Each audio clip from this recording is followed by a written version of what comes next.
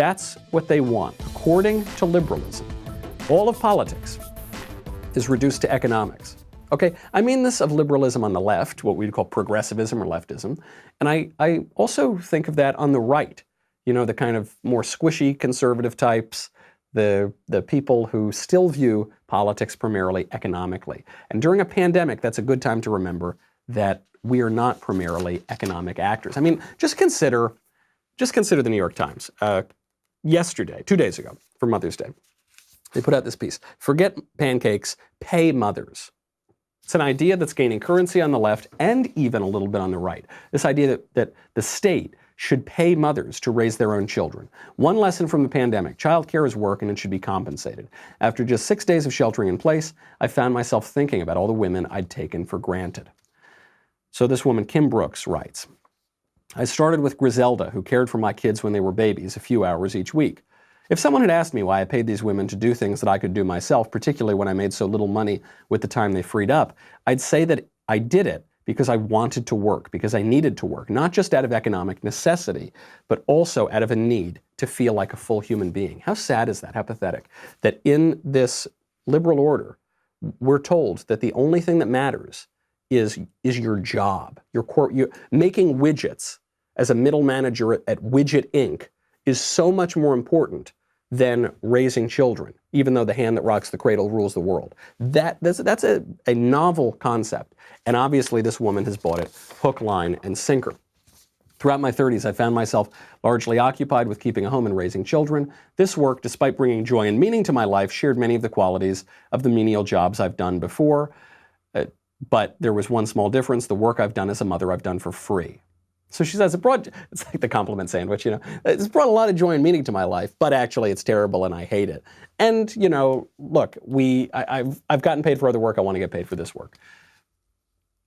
You didn't do it for free. You got children. You got a family out of it. That's the pay. That's a good thing. That's a lot better than making $15 an hour at the Widget Factory.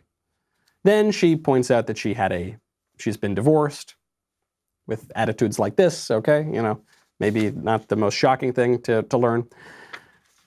I mention this article because some conservatives are embracing these kinds of ideas. They say, oh, maybe it's a good idea, where if the problem is that all people are now being compelled to go work at the Widget Factory, they're all being compelled just to get jobs and not raise kids, maybe we need a new government policy, a new entitlement or something to encourage women to raise kids.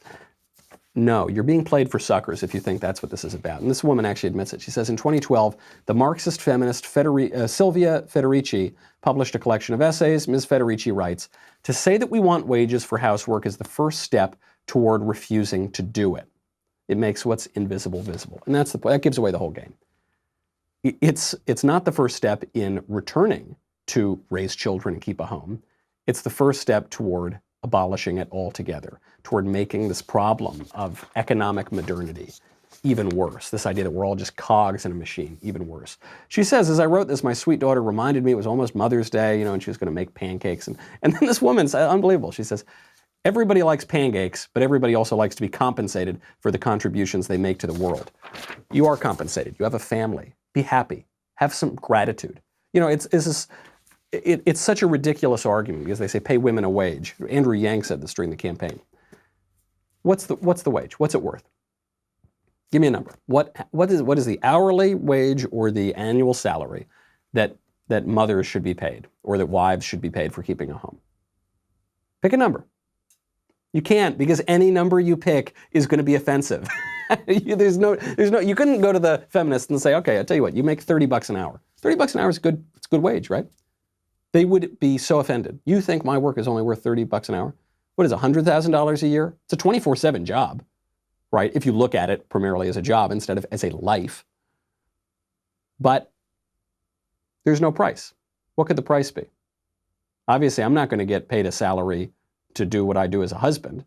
I don't do all that much around the house as a husband, but I guess there's some things, right? Maybe emotional support. I don't know. How do you quantify these basic and ineffable aspects of our humanity? How do you quantify that? You can't do it. And yet, that's what these eggheads want to do.